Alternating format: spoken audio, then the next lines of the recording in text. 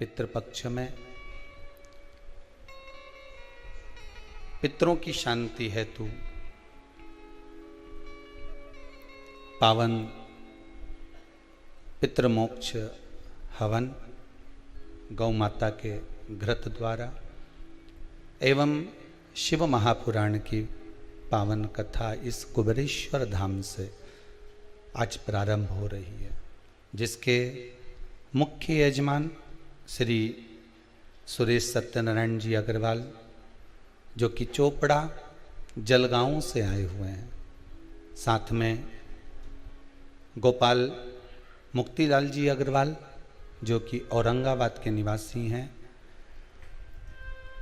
जो इस पावन शिव महापुराण की कथा का रसास्वादन ये दोनों यजमान मिलकर जनमानस तक संपूर्ण विश्व तक जलगांव और औरंगाबाद से आए हुए ये दोनों यजमान परिवार इस पावन कथा का रसास्वादन करा रहे हैं।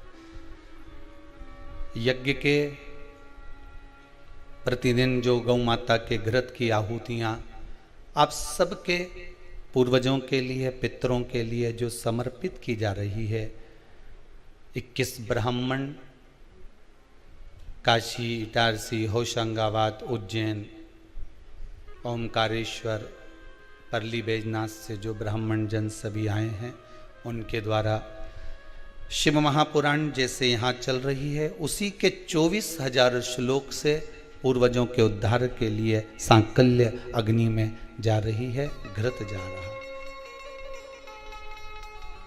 आप लोगों ने जो नाम भेजे हैं अपने अपने पूर्वजों के, अपने अपने पितरों के, वो व्हाट्सएप पर जो समिति के व्हाट्सएप पर आए हैं, जितने भी नाम, गोत्र, मोबाइल नंबर आए हैं, आपको सबको सूचना प्रतिदिन जितने नाम की आहुति होती जाएगी आपको व्हाट्सएप पर सूचना दे दी जाएगी कि आज आपके नाम की आहुतियां छूट चुकी हैं, आपके नाम की आहुतियों के साथ में ब्राह्मण भोज हो चुका है, आपके नाम की आहुतियों के साथ में गौ माता के चारे का भी विशेष व्यवस्था करी गई। पूरा आयोजन निःशुल्क है, आपका शुल्क निःशुल्क, पूर्ण तरह से ये निःशुल्क रखा गया है, जो कि विठलेश सेवा समिति की ओर से। हाँ, आपका कोई सहयोग राशि आती है वो गौ माता को, मंदिर को समर्पित है, ब्राह्मण भोज में समर्पित है, पर किसी से मांग कर या यहाँ से कहकर कि आप इस चीज के लिए आप प्रेरित हैं, आप दीजिए, नहीं, भाव से आप उन सभी जीवों के कल्याण के लिए इस पावन यज्ञ से जुड़िए। जो नाम आपने भेजे हैं, जिनके नाम की आहुतियाँ आज छूटी हैं, कथा प्रारंभ होगी उस समय पर उनके नाम चलते हुए आपको दर्शन हुए होंगे। कथा विराम होगी, फिर 5-10 मिनट पहले जो आगे के क्रम है, प्रत्येक जितने नाम आए हैं, जिनकी आहुतियाँ आज छूटी हैं, उन सब के नाम की क्रम चलते हुए टीवी पर आपको दर्शन होते जाएंगे। बस निवेदन इतना है, शिव महापुराण की कथा जो पितरों की शांति के लिए, अधोगति में शांत हुए जीवों की शांति के लिए, गर्भ में कोई बच्चे अगर शांत हो गए, 4 महीना, 6 महीना, 8 महीना, 10 महीना या गर्भ से निकलने के बाद जो बच्चे शांत हो गए हैं, उन जीवों के कल्याण के लिए आप अगर शिव महापुराण की कथा श्रवण कर रहे हैं तो निवेदन केवल इतना सा रहेगा कि आप 7 दिन की कथा पूर्ण तरह से श्रवण करें। किसी को कथा का प्रसाद अगर बांटना है तो हम तो आपसे इतना ही कहेंगे कि जो लिंक आपके पास में आ रही है या जो कथा आप सुन रहे हैं, अपने रिश्तेदारों को भी फ़ोन कर कर बोल दें कि 1 बजे से 4 बजे तक शिव महापुराण की कथा कुबेरेश्वर धाम से जीवों के कल्याण हेतु चल रही है। और एक निवेदन और, आप तो कथा में आ जाते हैं,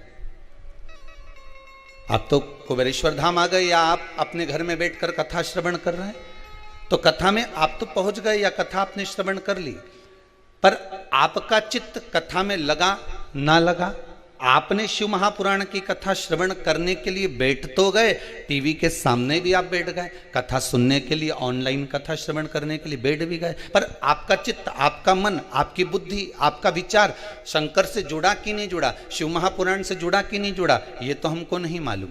पर इतना जरूर मालूम है कि जिन जिन के घर में इस शिव महापुराण की कथा को पितृमोक्ष के अंतर्गत अपने घर में चालू करा और टीवी का वॉल्यूम अगर तेज कर कर आप श्रवण कर रहे हैं तो जितनी दूर तक ये कथा जाएगी उतनी दूर में जो भी अधोगति में मरा होगा, जिसकी भी गति बिगड़ी होगी, उसकी तो मुक्ति हो जाएगी, उसका मोक्ष हो जाएगा।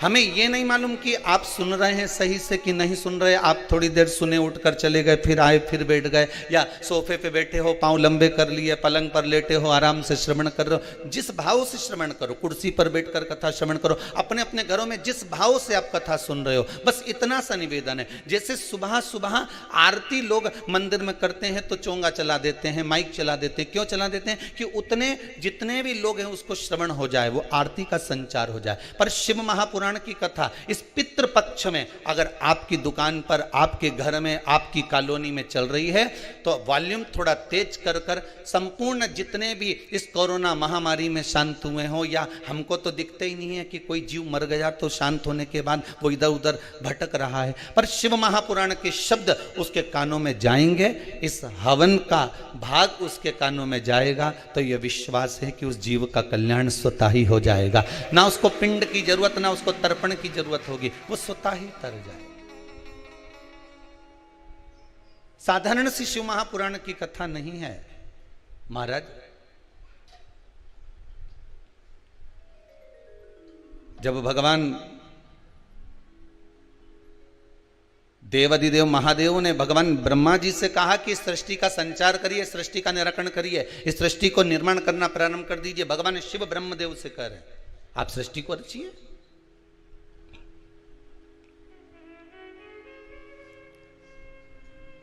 और ब्रह्मा जी ने सृष्टि की रचना करना प्रारंभ करी तो विचार करा कि मैं पहले सृष्टि को रचूं तो रचूं कैसे, क्या बनाऊं। भगवान शंकर ने अपना अर्धनारीश्वर स्वरूप का दर्शन दिया है भगवान ब्रह्मदेव को। ब्रह्मा जी आधा पुरुष बना दो, आधा स्त्री बना दो। अब ब्रह्मा जी की बुद्धि में क्या बैठा? देखो, कथा कहने वाला व्यक्ति कथा कह देगा, माता पिता को जो शब्द कहना है वो माता पिता कह देंगे, घर के बुजुर्ग को जो शब्द कहना है वो घर के बुजुर्ग कह देंगे। पर आपकी बुद्धि कैसी है, आपका चित्त कैसा है, आपका विवेक कैसा है, आप कितना किस तरह से झेल रहे हैं, कितना किस तरह से ग्रहण कर रहे हैं, ये आपके ऊपर है। एक गिलास में पानी है, थोड़ा सा भरा हुआ, दो व्यक्ति बैठे हैं, आपने एक से कहा ले साहब पानी पी लो, तो वो बोला ये आधा गिलास तो खाली है। फिर दूसरे के पास लेकर गए, ले साहब पानी पी लो, हाँ साहब लाई दीजिए। पर एक बात अच्छी करी आपने साहब कि आधा गिलास भर के लेके आए। जिसने लिया दूसरे ने, उसने कहा अच्छा हुआ आपने आधा गिलास भर के लेके आए। उसने पूछा क्यों? अगर पूरा गिलास भर के लेके आते तो झलक जाता तो मेरे कपड़े गीले हो जाते। अब एक व्यक्ति कह रहा है कि ये आधा गिलास खाली है, और दूसरा व्यक्ति कह रहा है कि आधा गिलास अच्छा हुआ तुम भर कर लेकर आए। इसमें अच्छा हुआ ये आधा गिलास भरा है, अगर मालूम पड़े पूरा भरा होता तो आधा तो झलक जाता, आधा तो गिर जाता। ये अच्छा हुआ कि आप आधा भर कर लेकर आए। गिलास वही था, पानी भी उतना ही था, पर व्यक्ति की सोच पर आधारित है। एक को खाली नजर आ रहा है, एक को भरा हुआ नजर आ रहा है। खाली नजर आने वाले को खाली ही दिखेगा, भरे नजर आने वाले को भरा ही दिखेगा। एक बड़ा सुंदर संवाद है महाराज जी। ब्रह्मा जी क्या विचार कर रहे हैं कि अर्धनारीश्वर स्वरूप का दर्शन दिया तो ब्रह्मा जी ने विचार कर लिया कि मुझे आधा पुरुष बनाना है, आधा स्त्री बनाना है। भगवान शंकर ने कहा था एक पुरुष बनाना, एक स्त्री बनाना। आधा आधा का मतलब है कि आधे ये बना तो आधे ये बना। पर उनकी बुद्धि में तो ये बैठ गया कि आधा आधा मिलाकर बना देना है। जितना हम ग्रहण कर रहे हैं, एक गुरु जी के दो चेले भोजन करने के लिए गए। अब गुरु जी के चेलों ने भोजन करने के लिए जजमान क्या गए, जजमान ने उनको भोजन कराया, बड़े प्रेम से जिमाया। दोनों चेले वापस आए, एक बड़ा प्रसन्न था, दूसरे का मुख उतरा था। गुरु जी ने पूछा क्या बात है, आपका चेहरा क्यों उतरा हुआ बेटा? चेला बोला बस गुरुजी पूछो ही मत। क्यों, जजमान ने दोनों में कोई दिक्कत दे दी क्या? इसका मन प्रसन्न है और इसका मन डाउन है, ये थोड़ा सा उतरा हुआ है। तेरे को आसन अच्छा नहीं लगाया था क्या? नहीं, दोनों को एक जैसा आसन लगाया था। अच्छा, तो भोजन में अंतर था क्या? इसको ज्यादा खीर खिला दियो, तेरे को खीर कम दे दियो? नहीं नहीं गुरुजी, भोजन भी एक जैसा खिलाया। तो दक्षिणा कम थी क्या? नहीं नहीं गुरुजी, 2-2 रुपए दोनों को दिए। फिर दिक्कत क्या हुई बता?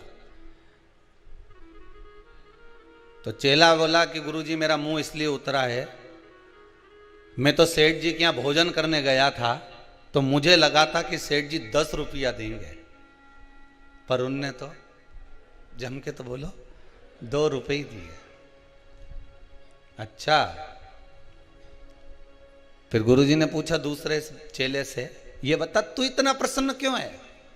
अरे गुरुजी, मुझे तो लग रहा था कि सेठ जी इतना कंजूसड़ा है, इतना कंजूसड़ा है कि 8 आने से ज्यादा देगा नहीं या 1 रुपया से ज्यादा देगा नहीं, पर जब मैं भोजन करने गया और उसने 2 रुपए दिया नहीं तो हमारा तो दिल प्रसन्न हो गया गुरुजी, इतना आनंदित हो गया कि मेरा मन प्रसन्नित हो गया।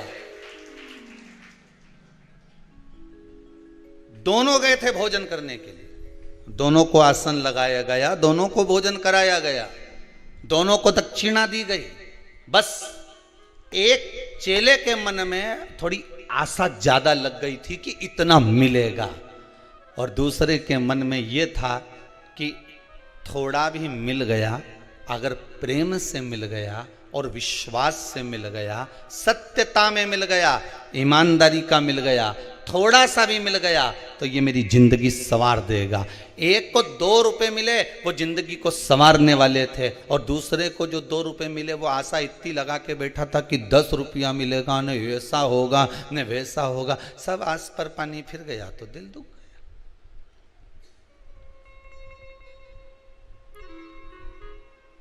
शास्त्र कितनी सुंदर बात कहता है, आशा एक राम जी से दूजी आशा छोड़ दे, नाता एक भोले जी से दूजा नाता तोड़ दे, साधु संगे राम रंगे अंग अंग रंगिए, जाई विधि राखे भोले ताई विधि रही है। तुम्हारे मन चित्त वृत्ति जिस भाव में भगवान रखे उस भाव में रहने का प्रयास करिए। जहां भगवान जिस भाव से रखने का प्रयास करे आपको, उस भाव से रहिए महाराज।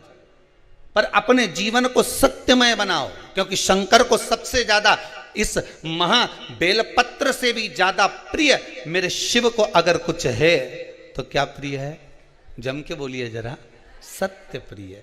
शिव को अगर बेलपत्र से भी ज्यादा अगर कुछ प्रियता लगती है, मेरे भोलेनाथ को अगर इस बेलपत्र से भी ज्यादा प्रिय है तो वो सत्य प्रिय है। सत्यम शिवम सुंदरम, सत्य प्रिय। शंकर की प्रियता सत्य में है, शिव की प्रियता सत्यता में। और जब हम सत्य की ओर अग्रण्य होते हैं महाराज, जीवन सार्थक हो जाता है। शिव महापुराण एक बहुत सुंदर बात कहती है, अगर आपको अच्छी लगे श्राद्ध पक्ष में तो उतार लेना, और श्राद्ध पक्ष में अच्छी नहीं लगे तो वो कंडा की रोज धूप देव, नहीं तो छोड़ देना। नहीं, अच्छी लगे तो उतारना अपने जीवन में। शिव महापुराण की कथा एक बात बहुत अच्छी कहती है, जब तक शरीर चले और तुम्हारे घर में चले तब तक सारे पुण्य के काम कर लो। समझ में आ गया? समझ में आ गया ना? जितने आस्था पर कथा सुन रहे हो, जितने फेसबुक यूट्यूब पर कथा श्रवण कर रहे हो, जितने लोग ऑनलाइन कथा सुन रहे हो, आज शिव महापुराण की कथा को इस श्राद्ध पक्ष में जो पूर्वजों को समय है, पितरों का समय है, अधों का समय है, आहूतों का समय है, वासुकों का समय है, इस श्राद्ध पक्ष में एक चीज अपनी जिंदगी में उतार लीजिए कि जब तक शरीर चले और तुम्हारे घर में चले तब तक सारे पुण्य के काम कर लो, क्योंकि इसके बाद मौका नहीं मिल रहा है।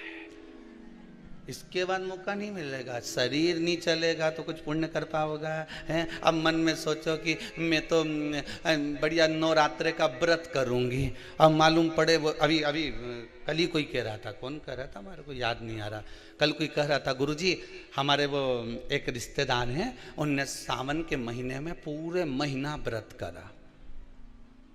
हमने कहा हमने तो एक बार भी कथा में नहीं कहा, हमने कभी बोला? हम तो कहते हैं कि वल्लभ कुल की एकादशी करो तो बकरी जैसे चरो।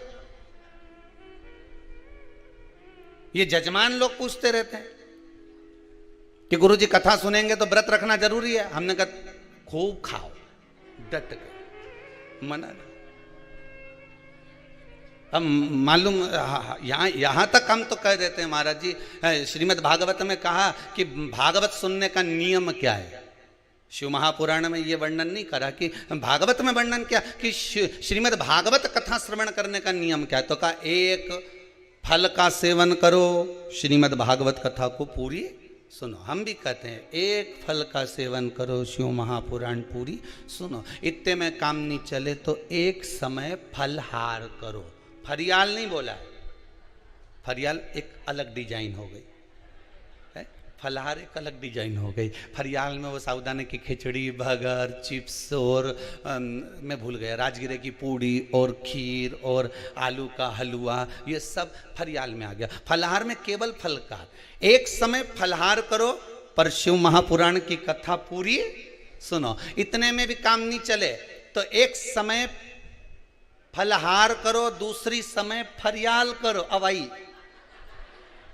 वही साबूदाने खिचड़ी, अब आ गई फरियाल करो पर शिव महापुराण की कथा जम के तो बोलो जरूर सुनो। इतने में भी काम नहीं चले तो एक समय फरियाल करो, फलार नहीं फरियाल करो पर शिव महापुराण की कथा पूरी सुनो। इतने में भी काम नहीं चले तो एक समय फरियाल करो, दूसरे समय भोजन करो पर शिव महापुराण की कथा जरूर सुनो। और अच्छे से सुन लो, इतने में भी काम नहीं चले तो दोनों समय भोजन करो पर शिव महापुराण की कथा सुनो नहीं, जरूर सुनो।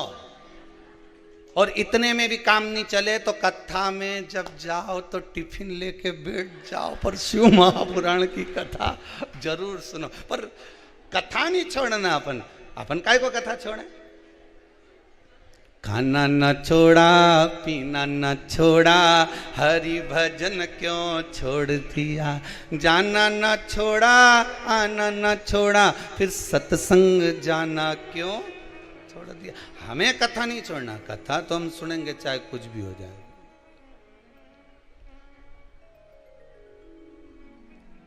चित्त वृत्ति में रख जाए कथा।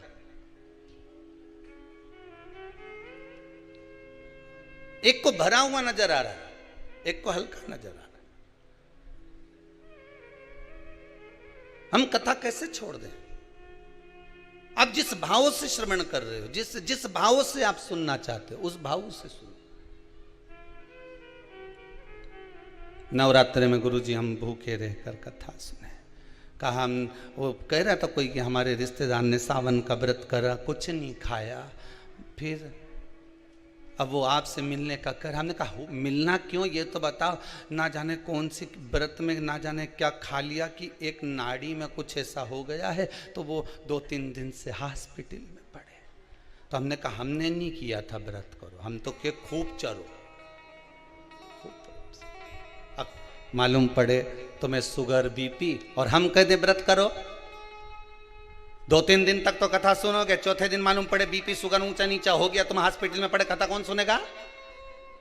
इसलिए तुम तो सुनो। कौन किस भाव से कथा रस तत्व को ग्रहण कर रहा है।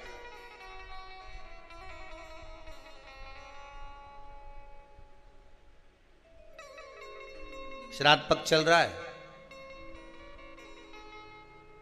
बस अपने जीवन में एक बात को अच्छे से उतार लेना। जब तक शरीर चले और तुम्हारे जम के तो बोलो घर में चले, तब तक सारे पुण्य के काम कर लो। यज्ञ, हवन, कथा, सत्संग, दान, पुण्य, संकीर्तन सब कर लो। नहीं तो इसके बाद जब शरीर नहीं चलेगा और तुम्हारे घर में नहीं चलेगी ना तो छोरा से कहोगे बिठले सभा समिति में 500 रुपये डाल दे रे छोरा, ले 500 रुपये डाल दे। और बूढ़ी अम्मा ने कहा 500 रुपये कैसे डाल दूं, लो पहले 500 रुपये दो। ने छोरा के तुमने पर्स में से 500 रुपये निकाल के दिया, छोरा से कहा ये 500 रुपये ले और तेरे मोबाइल से या फिर बैंक में जाके वो 500 रुपये बिठले सेवा समिति में जमा कर। अब मालूम पड़े छोरा ने तो जमा करने की जगह करना था यहाँ कर दिया वही मैडम को। मैडम भी खुश, क्यों जी आज 500 कैसे जमा करा? कि डोकरी वहां भेज रही थी, मैंने यहां भेज दिया, अब तो जा।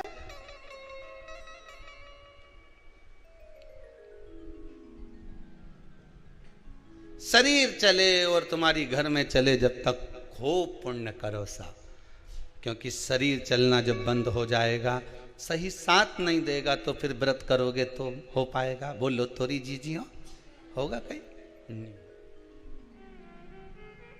जितनी आस्था पे सुन रही हो बोलो तो सही है, हो पाएगा? नहीं। अभी नवरात्रे लगने वाले हैं, अभी श्राद्ध जाएंगे और माता जी बैठ जाएंगे। अब कोई कहे कि हम तो एक लौंग पे व्रत करें, कोई कहे कि हम तो केवल एक गिलास दूध पीकर हम व्रत करेंगे, कोई कहे कि हम तो एक समय फलहार करेंगे।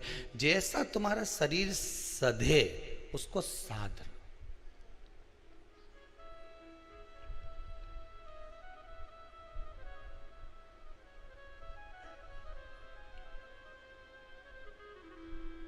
जैसा शरीर सधे।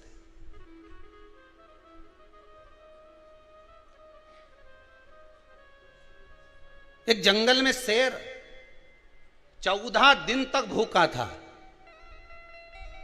कितने दिन? जम के बोलिए। 14 दिन तक भूखा था।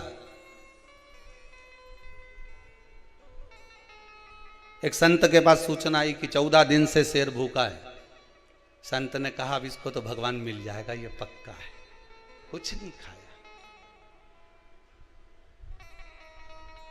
20 दिन निकल गए। संत को लगा कि इतना दिन इसने अन्न नहीं खाया, भाग्रण नहीं करा, मांस नहीं खाया, फिर इसको भगवान क्यों नहीं मिला? तो भगवान से पूछा संत ने, ये बताओ कि शेर भूखा था तो तुमने इसको दर्शन क्यों नहीं दिया? भगवान बोले दर्शन तो दे देता था, परंतु ये शेर मेरे लिए भूखा नहीं था, ये रोज भूखा रहता था, खाने के चक्कर में ढूंढता रहता था कि कुछ खाने का मिल जाए, पर इसको खाने का नहीं मिला, भूखा रहना पड़ा। शास्त्र कह रहा है, बड़ा सुंदर चरित्र। इस मन को भगवान में लगा। तुम सोचो कि भूखे रह जाओगे तो भगवान मिल जाएगा। भगवान के भूखा रहने से मैं नहीं मिलता, मैं तो तेरे भीतर की जो काम, आसक्ति, तृष्णा, लोभ, विषय, वासना, झूठ, प्रपंच, छल, ये सब तू जब समाप्त कर देगा मैं मिल जाऊंगा।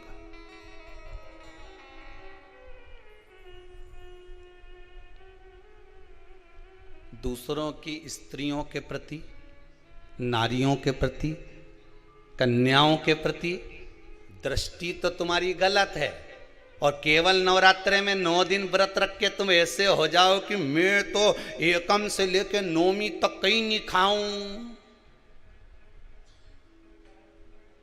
केवल नवरात्रे में ये उसी में का हाल है कि सावन के महीने में त्रिपुंड लगा लिया, सावन के महीने में व्रत रख लिया, सावन के महीने में दाढ़ी बढ़ा ली, बाल बढ़ा लिया और सोचा कि मुझे शंकर जी मिल जाएगा। शंकर जी के ये बरसाती मेंढा कौन के मैं अच्छे से पहचानू रे?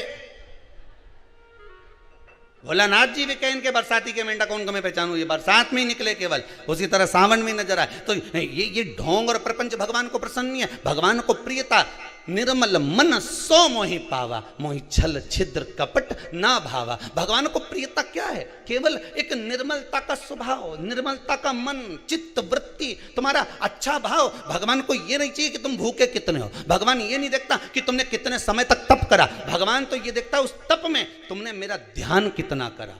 माता जी का अगर व्रत कर रहे हो तो तुम कितनी देर माता की स्तुति कर रहे हो, तुम कितनी देर भगवान का भजन कर रहे हो, तुम कितनी देर भगवती स्मरण कर रहे हो। मालूम पड़े स्तुति करी कुछ नहीं और व्रत बहुत लंबा रखा, भगवान कैसे मिलेगा? साल भर, पूरे वर्ष भर नारियों को, स्त्रियों को, अन्यों को निहारते रहे, सबके लिए गलत सोचते रहे और मालूम पड़े नवरात्रे में मैंने 9 दिन व्रत रख लिया। अब 10वें के दिन कौन छोड़े? एकादशी का व्रत और करूंगा, फिर 12 के छोड़ूंगा। कहीं कहीं का ऐसा भी भेरू है। उस चित्तवृत्ति में तुमने भगवान को कितना रिझाया? तुम करो व्रत, खूब करो, डट के करना। तुम दान करो, डट के करो, कोई दिक्कत नहीं। तुम कमाई करना तो भी डट के करना। तुम्हें जो करना है अच्छे से करो, दिल से करो। पर जितने दिल से तुम कमाई करते हो, जितने दिल से तुम दूसरा कार्य करते हो, उतने दिल से अगर आप व्रत कर रहे हो तो उस व्रत में उतने ही दिल से भवानी का स्मरण भी करना, शंकर का अनुमोदन भी करना, राम और कृष्ण का भजन भी करना, भगवत भक्ति में उतना डूबना जिससे परमात्मा तुम्हें प्राप्त हो जाए।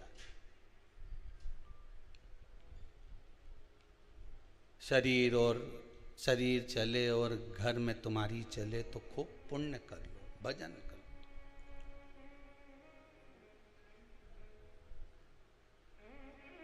कईयों की तो टीवी देखते समय टीवी के सामने ही नहीं चले, दादी रिमोट दे दे मेरे को, अभी मेरा डोरेमोन आ रहा है, रिमोट दे। दादी के एक दूनी धर के सियोर वाला महाराज आई रिया चला दे, बता पितृ मोक्ष कथा वाची रिया तू डोरा मोहन देखी रिया, दे इधर। वो गया और उसने नहीं दिया, दादी ने रिमोट, तो मैं टीवी के पास पहुंच कर खटका ही बंद कर दिया, ले देख ले, अब देख। अब दादी भी ऐसी, मैं टीवी के बाजू में बैठी खटका चालू करके, अब आ तू।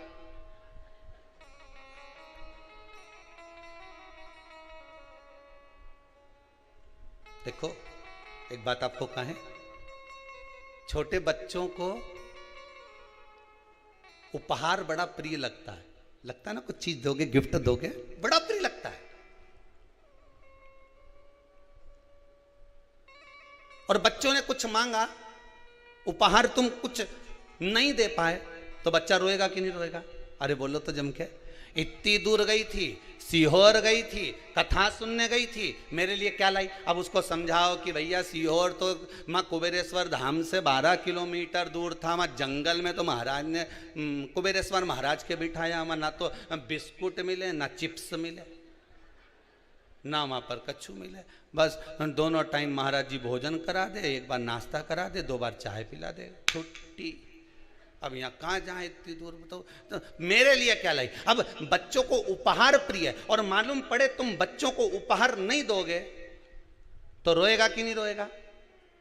अगर उपहार तुमने कोई चीज देना चाहिए और बच्चे को नहीं दी तो वो रोएगा, पर जो उसके हित में होगा वही तो तुम दोगे। बोलो तो सही, जो अहित का होगा वो दोगे क्या? एक बात अपनी जिंदगी में उतार लीजिए,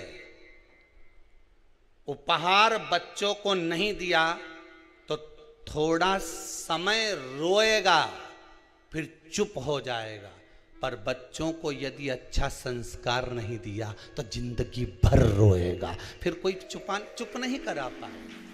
उपहार नहीं दिया तो बच्चा थोड़े समय रोता है, चुप हो जाता है, पर बच्चों को यदि अच्छा संस्कार नहीं दिया तो बच्चों को जिंदगी भर रोना पड़ता है, जिंदगी भर।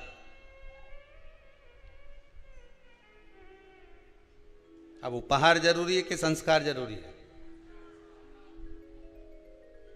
जिस घर में पानी की कमी होती है, जिस गांव में पानी की कमी होती है, वहां की फसल बिगड़ जाती है। जहां संस्कारों की कमी, वहां की नस्ल बिगड़ जाती है। हम पहले भी कथा में बोले हैं, जिसको दुनिया चुनती है वो संसद में जाकर बैठता है, और जिसको मेरा शंकर चुनता है वो शिव महापुराण में जाकर बैठता है।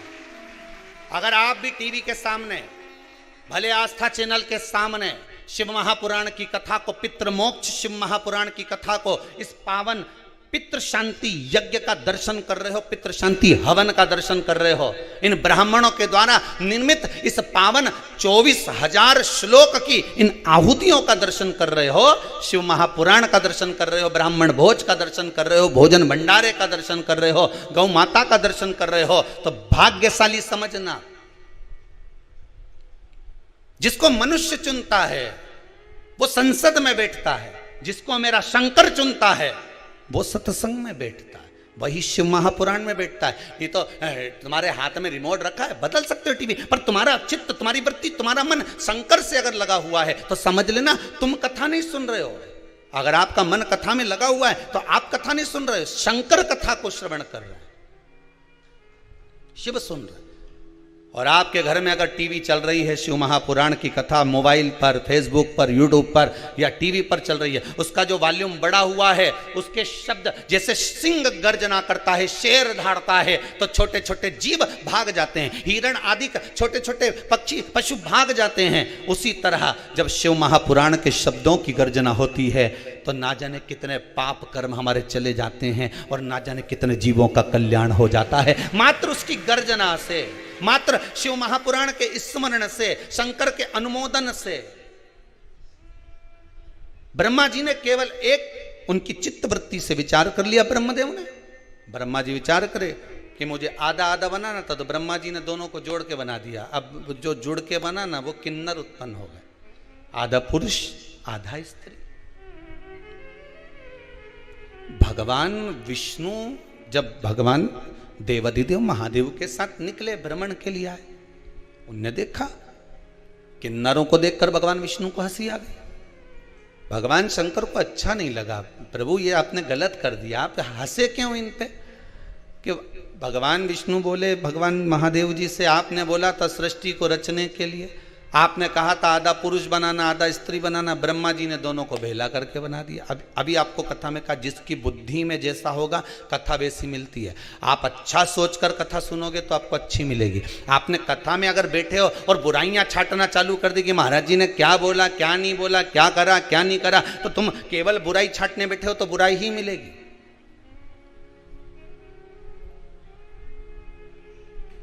केवल बुराई नजर आएगी। जब तक तुम्हारे छोरे की शादी छोरी से नहीं हो जाए तब तक छोरी ऐसी लगे इतनी बढ़िया लड़की है गुरुजी, ऐसी बढ़िया, उसका परिवार का लोग भी अच्छा है, उसकी माँ तो इतनी सीधी बापड़ी, उन्हें बोलना ही नहीं आए, बहुत बढ़िया। उसका पिताजी बेचारा दुकान पे जाए न जाए, 2-3 भाइयों का परिवार है, दोनों तीनों भाइयों तो बेचारा खूब चतुर ने, बेचारा यही हमारा BI जी घना सीधा अच्छा, और उनका छोरा भी इतना बढ़िया बेचारा, इतना सीधा साधा, ने पूरे परिवार का गुणगान गाओ।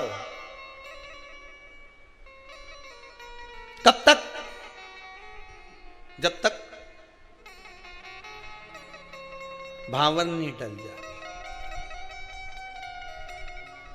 और जी दिन शादी करके आई, उसका 1 साल निकलिया,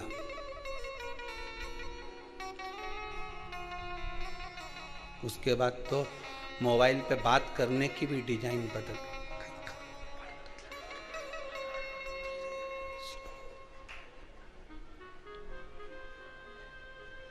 अब बेटी पूछे मम्मी क्या हुआ, बड़ी दुखी, मारे कहीं मालूम था, मैं तो हीरा समझी थी, कोयले की खदान निकली।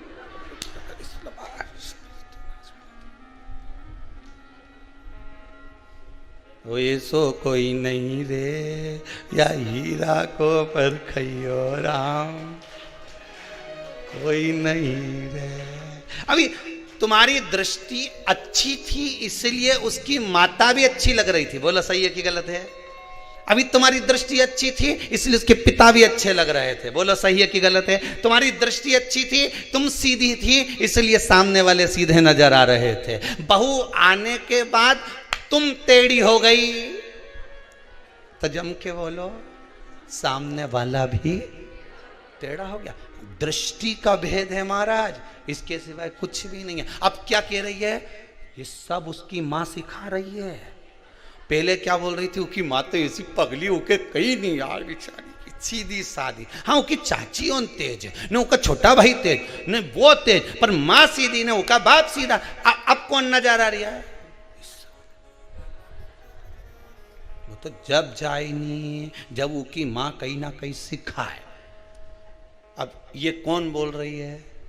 जम के बोलो जरा। सास बोले तो हम सासू से ये पूछें, ईमानदारी की बात बताओ, दृष्टि का भेद है। काला कलर का चश्मा पहनोगे तो सब काले ही नजर आएगा, धर्म का चश्मा पहनोगे तो सब धार्मिक नजर आएगा, पुण्य का चश्मा पहनोगे सब पुण्यवान नजर आएगा। चोरी का चश्मा पहनोगे सब चोर नजर आएगा, संस्कारवान का चश्मा पहनोगे सब संस्कारवान नजर आएगा। धर्मात्मा को धर्मात्मा दिखता है, पुण्यात्मा को पुण्यात्मा दिखता है, पापी को पापी दिखता है, कपटी को कपटी दिखता है, बेईमान को बेईमान दिखता है, छली को छली दिखता है, प्रपंची को प्रपंची दिखता है, झूठे को झूठा नजर आता है। जैसी आपकी दृष्टि होगी सामने वाला वैसा नजर आएगा। आप टेढ़े हुए तो सब जम के बोलो टेढ़े ना चलाने लगे। आप बुराई देखना बंद कर दो। हमारी बहू जैसे पहले बोलती थी ना, इतनी बढ़िया है, इतनी बढ़िया, सब बढ़िया है, सब आनंद है, सब चीज में। अब अच्छा देखो तो सही। अरे वाह, दुर्योधन को कोई अच्छा ही नहीं मिला। भगवान के संसार में कहीं का अच्छा नहीं, सब बेकार। और युधिष्ठिर का पूरे संसार में एक आध तो ढूंढला कहीं का बुरा, कि सब अच्छे। दोनों की दृष्टि में अंतर था, वो बुरा देखे वो अच्छा देखे। दुनिया के लोगों की आदत है, यहाँ तो भगवान में लोग बुराई ढूंढ लेते हैं। वारे भगवान बांके बिहारी गजब, कितना लड्डू खाता हो तुम गजब। गणेश जी महाराज क्या लड्डू लड्डू में चकाचक रहे हो, कितना भोग लगे गणेश जी महाराज तुमके, कितना। गणेश जी महाराज मन में सोच रहे मेरी जगह आके तो बैठे एक बार, न हिलूं न डुलूं, बस ऐसे ही बैठे रहे। आके बैठ जरा एक बार, मालूम पड़ जाएगा कि लड्डू खाऊं कि नहीं खाऊं। ये इतना लोग मेरा दर्शन करने आए, इतना प्राण खा जाए कि लड्डू खाने की फुर्सत ही नहीं मिले। कई लड्डू खाओ।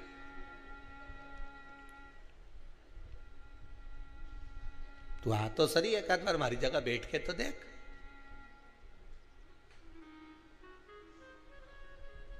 मैं 3 घंटा कथा में बैठे हुआ सियोर वाली महाराज की, तो बाबा रामदेव का सारा आसन लगा ले तो, और मेरे से कि गणेश जी तुम सुखी, गणेश जी के महाकाय का सुखी है, तो बैठा बस सूंड लगाई और उनने तो बस सूंड लगाई।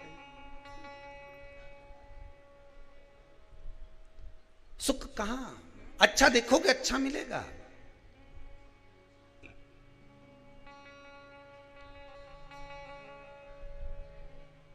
कितना खर्च करने के बाद भी सुख का अनुभव नहीं होता। शादी में कितना खर्च करते हो?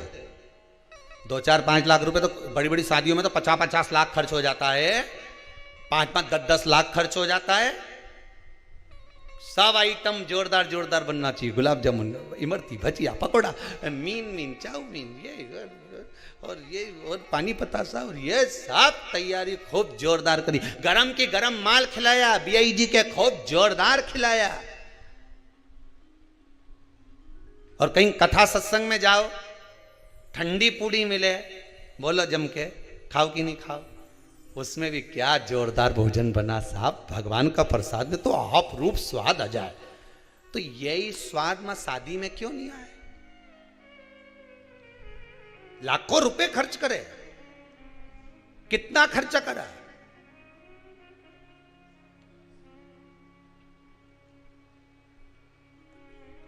कथा में खर्च करा और एक शादी में खर्च करा, दोनों में अंतर है। शादी में जो खर्च करा वो 2 साल में मालूम पड़ जाएगा, जैसे ही बहू आएगी नहीं और जोरदार जब झड़ेगी, गुलाब जामुन, रबड़ी, जब सोन पपड़ी झड़े का मुंडा से, तब मालूम पड़ेगा। और एक कथा में जब खर्च करा, कथा में तुमने जो खर्च करा, इतने लोग तुम्हारे दान से, पुण्य से, ये जो लोग ऑनलाइन कथा श्रवण कर रहे हैं अपने पूर्वजों के लिए, जो ब्राह्मण भोज के लिए, गौ माता के लिए, मंदिर निर्माण के लिए जो दान देते हैं, जो तुमने पुण्य करा, दान करा, सत्कर्म करा, कथा में कहीं खर्च करा, और वो खर्च करा हुआ जो तुमने शादी में खर्च करा ने वो झड़े, और यहां जो खर्च करा वो यहां नहीं झड़े, वहां ऊपर जाके झड़े। स्वयं पितृ देवता झड़ते हैं, स्वयं हमारे घर के पूर्वज, हमारे घर के पितृ, हमारे घर के आहूत, हमारे घर के वासुक के धन्यवाद देते हैं कि मेरे घर का पोता, मेरे घर का बेटा, मेरे घर की बहू, मेरे घर का परिवार का व्यक्ति शिव महापुराण की कथा करवा रहा है, सुन रहा है, दान कर रहा है, पुण्य कर रहा है, सत्कर्म कर रहा है। मेरे घर के बच्चे इस पितृपक्ष में शंकर की कथा का अनुमोदन कर रहे हैं, जिससे मेरा कल्याण हो रहा है, मुझे कुछ प्राप्त हो रहा है।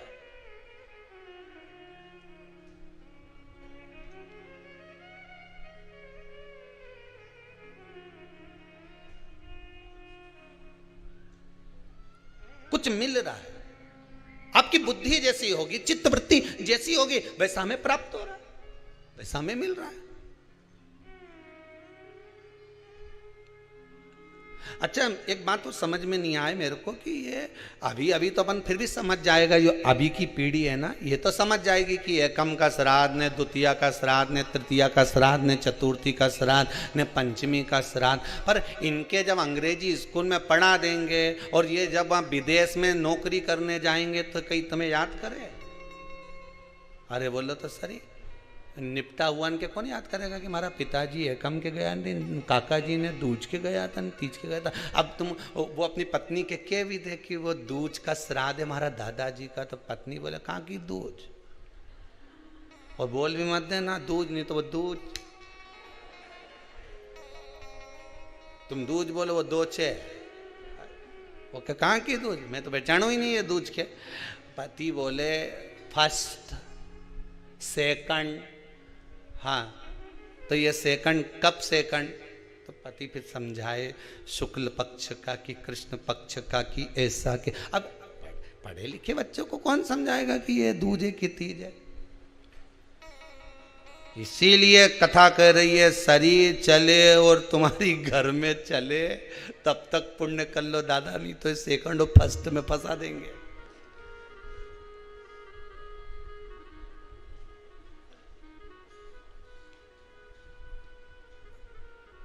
कहीं नहीं जाए। पहली रोटी किसकी बनती घर में?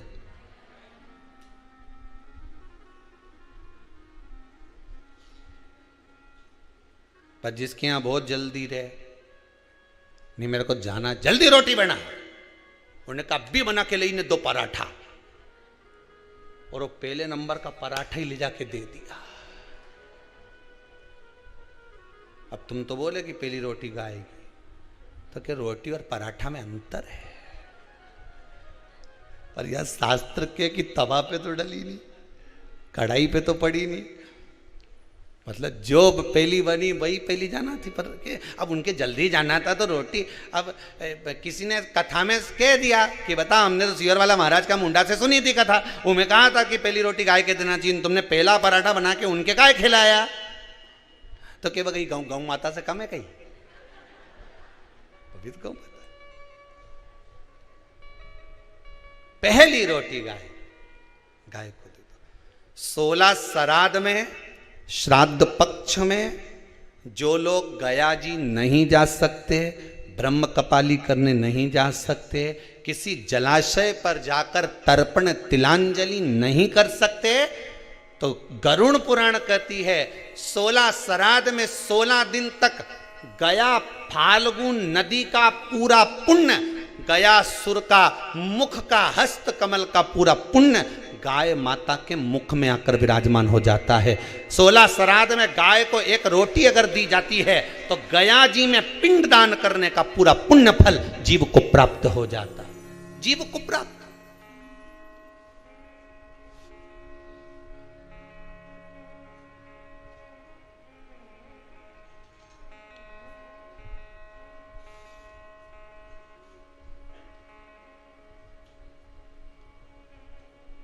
पूरा पुण्य प्राप्त हो जाता है।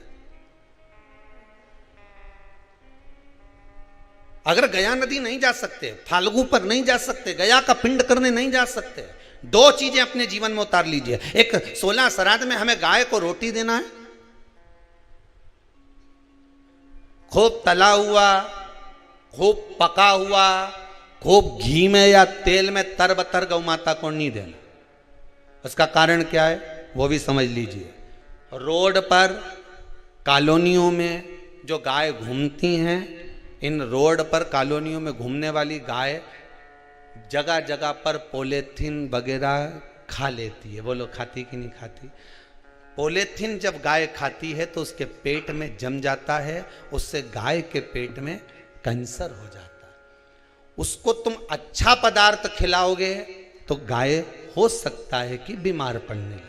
इसलिए ज़्यादा घी का, तेल का कोई पदार्थ गौ माता को ज़्यादा ना दीजिए। इसलिए हमने जैसे आपको कहा कि निःशुल्क पितरों की शांति के लिए जो कोरोना में शांत हो गए उनके लिए ये यज्ञ रखा है, हवन रखा है। हमने तुरंत आशीष जी को, समीर जी को ये बात कही कि एक काम करो, साथ में हवन तो चल ही रहा है, थोड़ी सी लापसी तैयार करो और लापसी तैयार करके गौ माता को प्रतिदिन जो जो शांत हुए उनके निमित्तार्थ थोड़ा थोड़ा सा गौ ग्रासी जाए, पर जाना चाहिए। एक हवन वो जो अग्नि में सांकल्य छोड़ी जा रही है, जो गाय का घी छोड़ा जा रहा है और पितरों को मिल रहा है, और दूसरा गौ माता के 16 दिन तक 16 श्राद्ध में मुख में गया क्षेत्र रहता है। गया जी और ब्रह्म कपाली के पिंड का दान पुण्य अगर कहीं प्राप्त करना है तो गाय के मुख में मिलेगा। गाय के मुख क्यों दी जाता है कौवा को भोजन? श्राद्ध पक्ष में कौवे को भोजन क्यों दिया जाता है? क्यों छत पर ले जाकर रोटी का टुकड़ा डालते हैं? काशी, कांची, अवंतिका, अयोध्या आदि जितने पावन क्षेत्र हैं, जगन्नाथ, द्वारका, रामेश्वरम, बद्री नारायण, जितने जितने पुण्यशाली क्षेत्र हैं, मथुरा आदि जितने, वृंदावन आदि जितने पुण्य क्षेत्र हैं, शिव महापुराण की कथा में, स्कंद पुराण में लिखा है कि जितने पुण्यशाली क्षेत्र हैं, सारे पुण्यशाली क्षेत्र, चाहे चित्रकूट हो, अयोध्या हो, काशी हो, उज्जैनी हो, त्र्यंबकेश्वर हो, जितने पुण्यशाली क्षेत्र हैं, सारे पुण्यशाली क्षेत्र में पिंडदान होता है। बोलो मालूम है कि नहीं आपको? मालूम? सब दूर तर्पण होता है, सभी जगह पिंड होता है, सभी जगह तर्पण होगा, पिंड होगा। तो श्राद्ध पक्ष में तुम इतनी सारी जगह जाकर तर्पण कर सकते हो क्या? जम के बोलिए, नहीं कर सकते। इतनी सारी जगह जाकर पुण्य कर सकते हो क्या? नहीं कर सकते। इतनी सारी जगह जाकर तुम ब्राह्मण को भोजन करा सकते हो क्या? नहीं। इतनी सारी जगह जाकर ना पिंड दे सकते, ना तर्पण कर सकते, ना पुण्य कर सकते। अब ये 16 दिन में इतने तीर्थ कितने हजारों में तीर्थ, इतने तीर्थ में जाकर कहां पुण्य करोगे, कहां पिंड दोगे? तो उसका एक निर्णय निकाल दिया कि पितरों के देवता आर्यमा कौवे पर बैठते हैं। काय पे बैठते हैं? कौवे पर। तो एक काम करो, जब हम पितरों के देवता आर्यमा कौवे पर बैठकर पितृलोक से 16 दिन जब भ्रमण के लिए निकलते हैं तो घूमते हैं, तो क्यों ना एक काम करें कि कौवे के लिए भोजन छत पे डाल दें। हमारे छत का कौवा जब अन्न का भाग ग्रहण करेगा, पितरों के देवता को बिठाकर जब घूमने के लिए निकलेगा, तो जहां जहां घूमने जाएगा, जब जब बीच में कोई तीर्थ पड़ जाएगा, तो वहां के पिंडदान का फल हमको मिल जाएगा। इसलिए कौवे को भोजन कराया जाता है।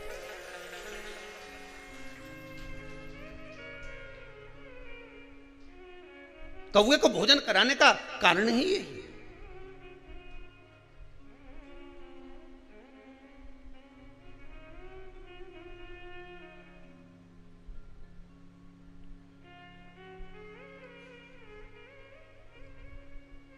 अभी गणेश जी विसर्जन हुए, गणेश जी को जल में विसर्जन किया, तो आपके मन में एक प्रश्न तो खड़ा होगा, आया तो होगा कि गणेश जी के 10 दिन तक बिठाओ, नित्य पूजन करो, ने पाठ करो, ने अर्चना करो, ने 10वें दिन इनके विसर्जन कर दो, और वो भी पानी में कर दो।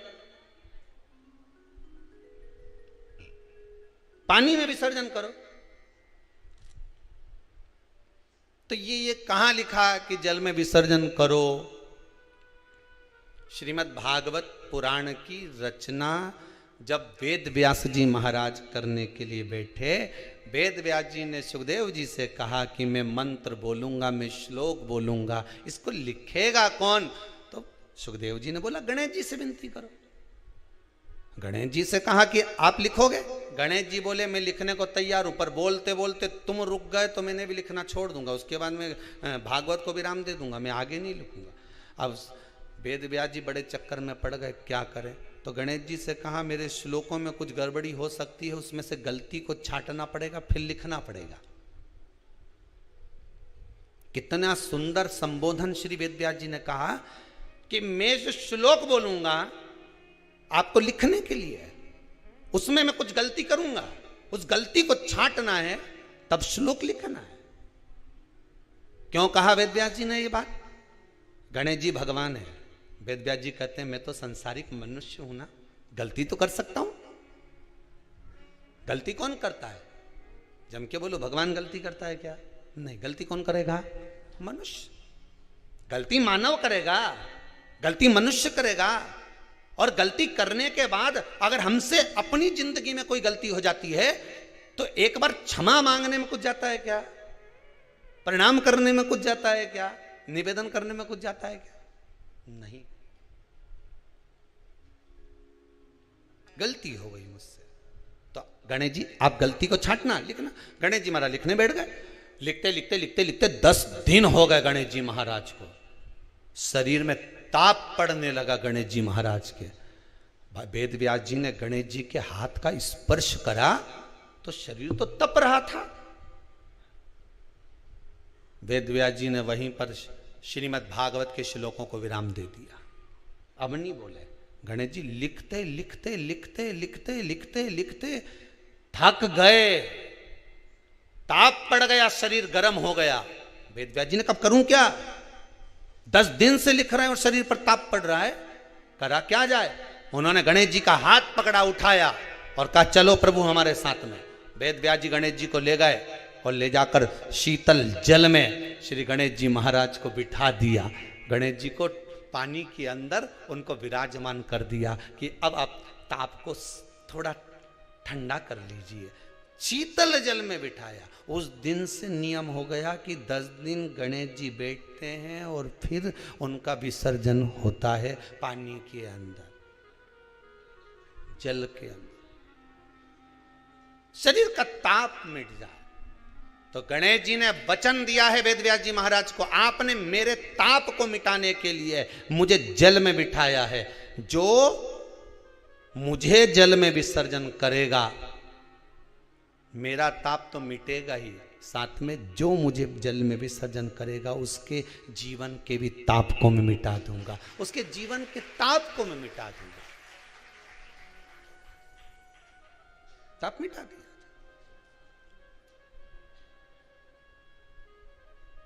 पर करो गणेश जी का विसर्जन, मना नहीं है हो, पर अच्छे से करो रे हो।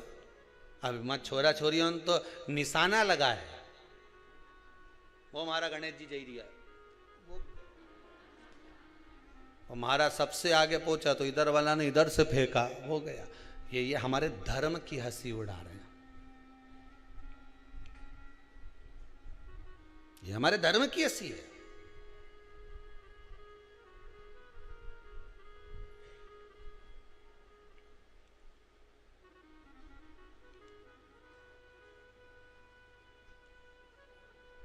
धर्म को बचाने का प्रयास एक हिंदू ही कर सकता है। आप बचाइए। अभी एक जगह पर कहीं कार्यक्रम था और वहाँ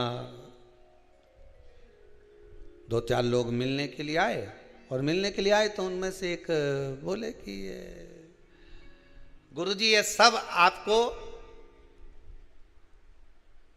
राम राम कहेंगे, जय श्री कृष्णा कहेंगे, पर ये जो भैया साथ में आए ना ये बड़े चिढ़ते हैं भगवान के नाम से, ये कभी राम राम नहीं कहेंगे। हमने कहा अच्छी बात है, नहीं कहेगा तो मत कह दो, काय का काम काज है इनका। तो कि वो ढोल पार्टी है इनकी और ये सब बाजे माजे का काम जोरदार। हमने कहा ठीक है मत कह दो। तो हमने भी प्रैक्टिकल करके देखा, भैया राम राम, नहीं बोला। हमने कहा जय श्री कृष्णा, नहीं बोला। हमने कहा हर हर, नहीं बोला। अब मन में तो बात चुभे कि बताओ ये ऐसा कि गुरुजी ये जिस पंथ का है उसी पंथ का ले ही नहीं, राम का नाम, कृष्ण का नाम, शिव का नाम। हमने भी मन में सोचा रे महादेव तूने अच्छे अच्छे बहरू के सुधार दिया दादा, ये कहां से आया।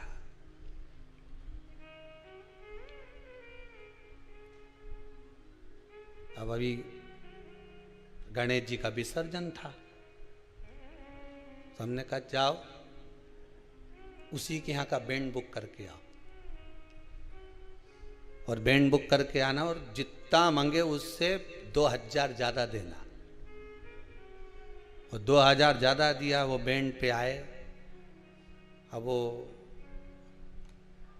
हमने छोरा उनसे किया, जाओ जरा बोल के आओ कि पापियों के नाश को, धर्म के प्रकाश को, राम जी की सेना चले, जरा भजन गा। अब वो माइक दिया, उन्हें गाया। हमारे साथ में जो चल रहा था, जो कि राम नहीं बोले, हमने कहा बोला, राम बोला, राम बोला। तो उसको गुस्सा आ गई, जिससे हमने कहा देख वो राम बोला। तो ये तुरंत उसके पास गया छोरा, क्यों रे तू तो राम जी का नाम नहीं लेता था, अब कैसे लिया? पैसा मिला है तो बोलना तो पड़ेगा।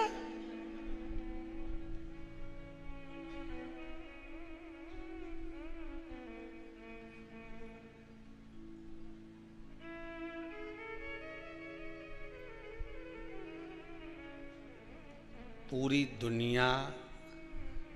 दुनिया धन रुपया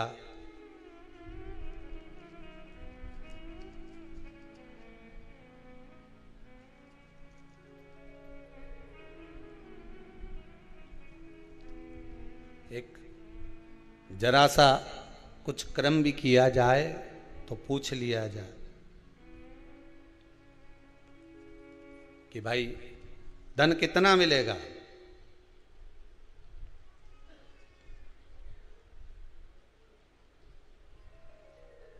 कितना प्राप्त होगा।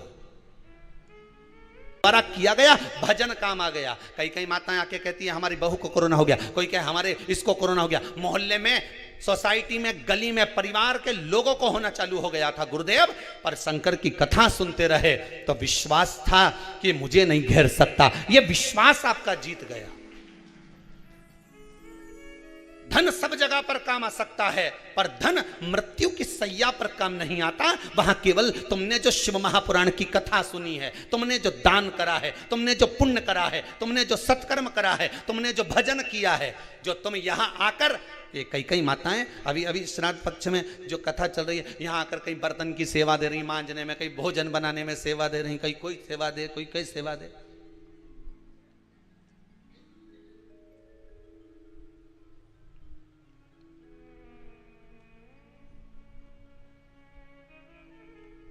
सेवा तुम कर रहे हो।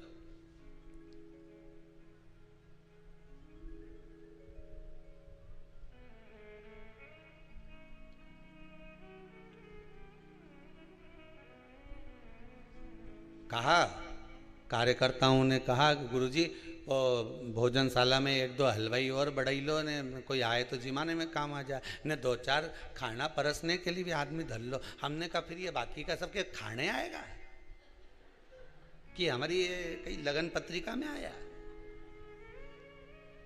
तुम ही बनाओ, तुम ही खिलाओ और तुम ही खाओ। किसके दरवाजे पर आए हो? यहाँ सियोर वाला महाराज के यहाँ नहीं आए हो तुम, इतना ध्यान रखना। तुम अपने अपने पूर्वजों को पार लगाने के लिए आए हो, शिव महापुराण की कथा सुनने आए, यज्ञ का दर्शन करने आए, 2 आहुतियाँ यज्ञ में पटकने आए। तो तुम ये सियोर वाला महाराज के यहाँ केवल तुम आए हो तो शंकर जी के दरवाजे पे आए। उसका एक एक कंकर शंकर है। तुमने जो पुण्य करा, दान करा, सत्कर्म करा, सब तुम्हारे लिए करा। तुमने अगर यहाँ बर्तन भी धो दिए तो ना जाने कितने नरक धो दिए तुमने, ये तो विचार करो। कितने पार लगा दिए। अगर तुम ब्राह्मणों को भोजन करा रहे हो, दक्षिणा दे रहे हो, दान दे रहे हो, तुम कर रहे हो हमारे लिए नहीं, अपने लिए। फिर वही वाली बात आ गई ने, शरीर चले और जब तक तुम्हारी नहीं तुम्हारे घर में चले, दूसरे के घर में मत चला देना दादा। तुम दूसरे की बात तो करो ही मत, तुम तो तुम्हारी करो। जब तक शरीर चले ने तुम्हारे घर में चले, तब तक पुण्य कर लो री जी के बात तो कहीं भरोसा नहीं दादा, कोई भरोसा नहीं। भगवान से बस प्रार्थना करना, ये 2 लहर तूने दिखा दी ना कोरोना की, तीसरी मत दिखा दीजिए रे भोलानाथ। शिव महापुराण की कथा सुन रहा है, ये तीसरी के तू तीसरी आंख में समा ले। बहुत अब नहीं देखना, धन हर जगह काम आ जाएगा, पैसा हर जगह काम आ जाएगा, सत्ता हर जगह काम आ जाएगी, पर तुम्हारा पुण्य, तुम्हारा सत्कर्म, तुम्हारा भजन, तुम्हारा कथा श्रवण करना, तुम्हारा स्मरण, तुम्हारा दान, ये कहीं काम आएगा तो तुम्हारे प्राण छोड़ते समय अंतिम क्षण में तुम्हारा किया गया सारा सत्कर्म का लेखा तुम्हारे सामने होगा। वसीयत तुम यहीं छोड़ जाओगे, पर वो जो लेखा पुण्य का है वो यहाँ छूटेगा नहीं। लोग कहते मुट्ठी बांधे आया जग में हाथ पसारे जाएगा। शिव महापुराण की कथा कहती है हाथ पसारे नहीं जाएगा, तेरे हाथ में वही पुण्य रख कर भेज दिया जाएगा जो तू कर कर जा रहा है, जो तू कर कर जाएगा। अरे अपने हाथ में दिन भर तुम मोबाइल चलाते हो, अरे बोलो तो सही, चलाते क्यों नहीं चलाते? पर थोड़ी देर 1 बजे से 4 बजे तक तुम मोबाइल को थोड़ी देर के लिए उंगलियों को बंद कर फेसबुक यूट्यूब पर ले जाकर छोड़ देते हो। कथा आ रही है, शिव महापुराण की कथा चल रही है, मुझे कानों में हेडफोन लगाकर सुनना है, मैं चित्तवृत्ति लगाऊंगा कथा में, मेरे पूर्वजों का उद्धार करना है। मैंने पिंड भले नहीं करा हो, मैंने ब्राह्मण भोज भले ना कराया हो, मैंने गौ माता को अगर एक रोटी भी नहीं दी तो कोई बात नहीं, पर शिव महापुराण की कथा अगर 16 श्राद्ध में मैं श्रवण कर लेता हूं तो ये मेरा विश्वास कहता है कि मेरे पूर्वज तर जाएंगे। मुझे विश्वास है कि मेरे पूर्वज मुझ पर आशीर्वाद प्रदान करेंगे, क्योंकि किसकी कथा चल रही है? पितरों की, और पितरों की घर की बेटी माता पार्वती जी की माता मैनावती है। मैनावती कि पुत्री माता पार्वती है, पार्वती जी के पुत्र श्री कार्तिकेय, गणेश, और ये सब हैं, ये संबंध हम जोड़ने के लिए निकले हैं, संबंध। और जब संबंध जोड़ने के लिए निकले हमें कुछ संबंध। भोलेनाथ मेरा है, डमरू वाला मेरा है,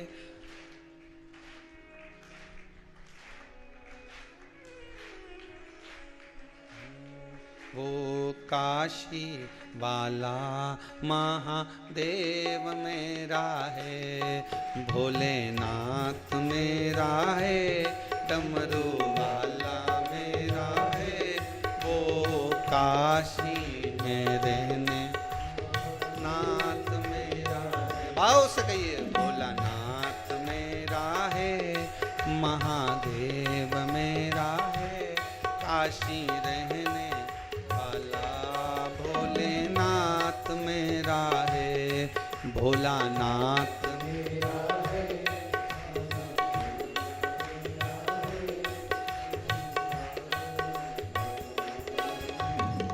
भगवान शिव की कथा करिए, शिव तत्व हमारा।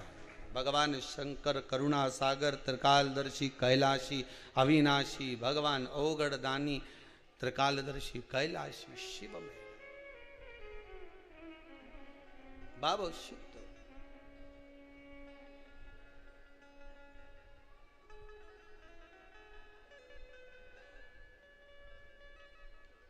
और जब ओगड़दानी शिव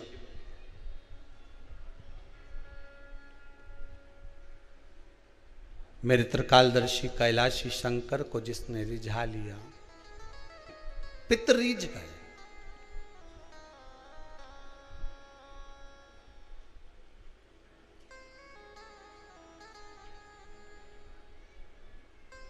फिर रिझाने के लिए कुछ चीज की जरूरत नहीं है। ब्रह्मदेव ने गलती कर दी, विचार दृष्टि की हो जाती है। किसी किसी के साथ गलती हो जाती है, बोला कुछ जाता है, समझा कुछ जाता है।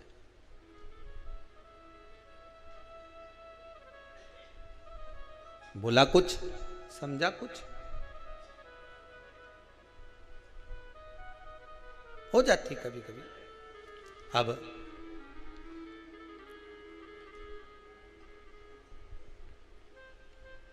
ब्रह्मा जी के उस स्वरूप को जो बनाया था किन्नर, आधा आधा, भगवान विष्णु हंस दिए। आप हंसे हो, आपको भी एक बार किन्नर बनना पड़ेगा। द्वापर में कृष्ण अवतार के समय पर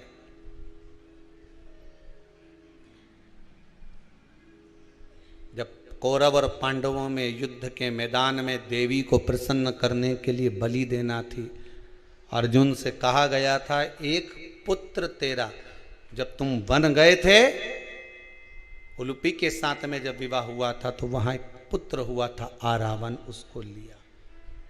आरावन का संबोधन था दादाजी मैं मरने को तैयार हूं पिताजी, पर एक बात है मैं कुंवारा नहीं मरना चाहता। शिव महापुराण की कथा कहती है कि विवाह के बाद जो मरे उनका तो श्राद्ध भी हो जाता है, तर्पण भी हो जाता है, तिलांजलि भी हो जाती है। ब्राह्मण भोज कराया तो ब्राह्मणों के भोजन का पुण्य भी उनको मिल जाता है। किसी को अन्नदान दिया तो अन्नदान का पुण्य भी मिल जाता है। पर रावण कहता है कि अगर मैं कुंवारी अवस्था में मर गया तो ना तो मेरा पिंड होगा, ना मेरा तर्पण होगा, ना मेरी तिलांजलि होगी, ना ब्राह्मण भोजन करेंगे तो उसका भाग मुझे मिलेगा, ना आप तीर्थ करने जाओगे तो उसका भाग मुझे मिलेगा, ना कोई सत्कर्म का भाग मुझे मिलेगा। अधोगति में मरे हुए व्यक्ति को भाग कैसे मिले? कुंवारी अवस्था में मरने वाले को क्या मिलेगा? ये कई लोग कह देते हैं हम तो बड़े परेशान हो गया, वो कोई 10वीं में पास नहीं हुआ, कहीं का 12वीं में फेल हो गया, कहीं कोई एग्जाम में बैठा था, कंपटीशन एग्जाम में बैठा था, कोई नौकरी की तैयारी कर रहा था, नहीं हुआ, मर गया। अरे भैया सारे टिकट फुल हैं तो ट्रेन में चढ़ोगे तो बाथरूम में बैठना पड़ेगा। बोलो सही है कि गलत है? अरे जम के तो बोलो सही है कि गलत है? अब बाथरूम में बैठकर जाना पड़ेगा और वहां भी धक्के खा रहे लोग, कह रहे चलो बाहर निकलो, हमें अंदर जाना है। फिर बाहर निकला भैया, फिर टीसी, फिर चले गया, टीसी ने आवाज लगी चल निकाल बाहर, नहीं निकल, बाहर निकाल, नहीं निकल, निकल आई, कौन है अंदर, नहीं निकल, टीसी आवाज लगा नहीं निकला। अब उसी तरह टिकट फुल है ना, तुम चले जाओ, उसी तरह भगवान ने तुम्हारी उम्र लिख के भेजी थी इतना साल जिएगा और तुम जबरदस्ती की नहीं मैं तो रस्सी बांध के मरूं, नहीं मैं तो ये खा के मरी जाऊं, नहीं मैं तो ट्रेन के नीचे कूदी जाऊं, नहीं मैं तो ये करके मरी जाऊं। अब मर तो गए पर ऊपर तो सीट फुल, फिर क्या करोगे? तो कि ये भटकता रहे, इके भूत प्रेत बना दो, डाकनी पिशाचनी चुड़ैल बना के भेज दिया, उन्हें भटकता फिरे। अब दिखे तो है ही नहीं, वे तो हवा के रूप में घूमे, इतना में बीच बीच में टीसी आता रहे, वही पहाड़ा के ऊपर चढ़ के गदा लेके और बेहतरीन काला और काली मूंछ और जोरदार मुकुट, उसमें बीच में नीलम चमक गया और मूंछ पे ताव देके और के हम यम है। इके इतनी देर में जैसे टीसी आवाज लगाए थे इके टिकट याद है ही नहीं, पुण्य का टिकट होता। फिर बीच बीच में यमराज आके डराता रहता है, कहाँ भटक रिया है बेरू, भटके रोता है जीव, वो प्राण तो छोड़ देता है, मर तो चले गया, भटके रोए। जिसके घर का जीव रहता है उसके दरवाजे पर रोज जाकर विनती करता है। देखो श्राद्ध पक्ष में कोई तो श्राद्ध पक्ष में दिया तो सरी, अरे ये कथा कह रही है दादा, श्रीमद् भागवत में वर्णन आया है, पर गोकर्ण ने धुंधकारी के लिए कितना दान दिया। बोलो सही है कि गलत है? अरे बोलो तो सही। भागवत सुनी कि नहीं सुनी? बहुत सारा महाराजों की आए टीवी पे, तुम कभी भी चालू करके सुन लेना। ने धुंधकारी के लिए ने गया जी का श्राद्ध करा, ने ब्रह्म कपाली करी, ने पिंडदान करा, ने तर्पण किया, ने ये किया, ने वो किया, सब किया, इसके बाद भी नहीं तरा।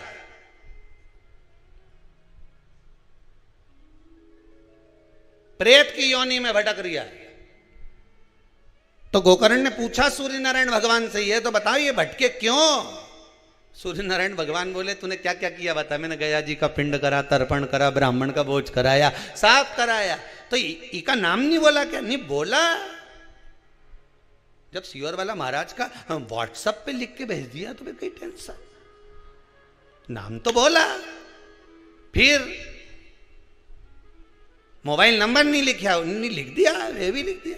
फिर गोत्र, तक गोत्र भी लिखा। बस सूर्य नारायण भगवान बोले कहीं ना कहीं गड़बड़ी जरूर है, पता करो कि गड़बड़ी कहाँ है। तो क्या समझ में ही नहीं आ रही है कि गड़बड़ी कहाँ है।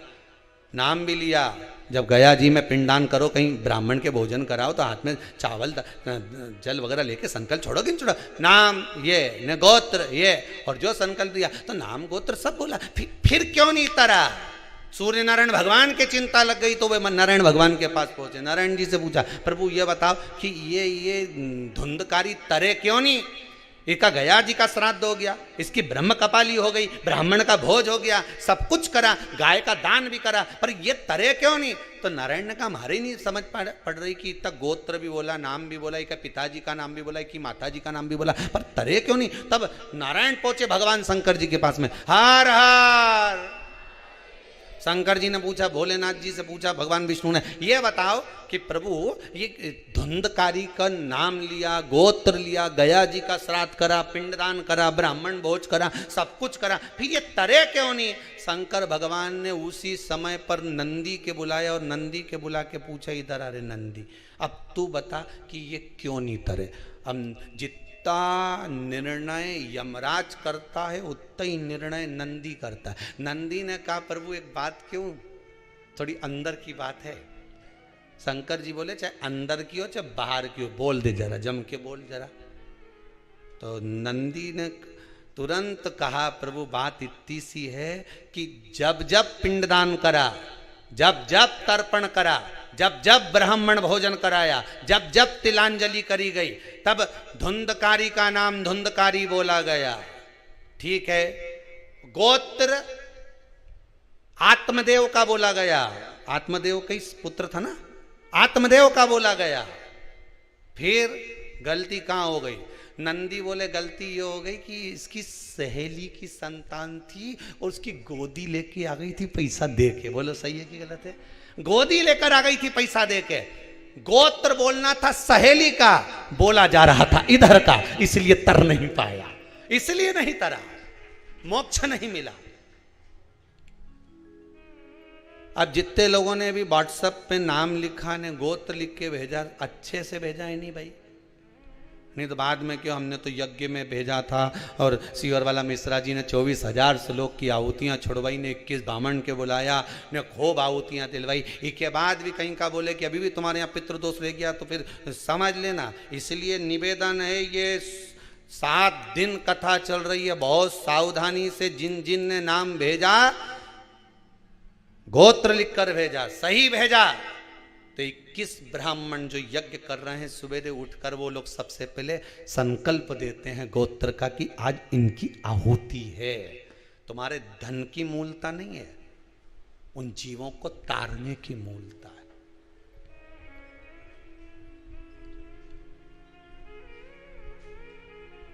गोत्र मूल है।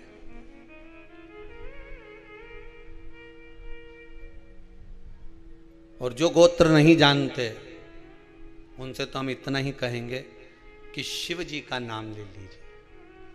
शंकर भगवान से शादी में पूछा गया था, पंडित जी ने पूछा था तुम्हारा नाम बोलो शंकर, गोत्र बोलो शंकर। पंडित जी बोले कुछ खा पी के आए हो क्या। शंकर जी बोले मुस्कुरा के जरूरत ही नहीं, अपने जरूरत ही नहीं, तो क्या कुछ पिए विए हो क्या। शंकर जी बोले वो तो कब से पी रहे हैं, कब से जिंदगी हो गई साहब, राम नाम का भर भर प्याला खूब पिया। और जो एक बार भगवान के नाम का प्याला पी ले वो तो वैसी अलमस्त रहे, वैसी अलमस्त। हमसे ही लोग कहते हैं काय सीवर वाला महाराज तुम जब देखो जब मुस्कुराता ही हुआ दिखता हो, ऐसा क्यों। पिए शंकर जी का भजन स्मरण। और आपसे भी निवेदन है, बिन पिए नशा हो जाता।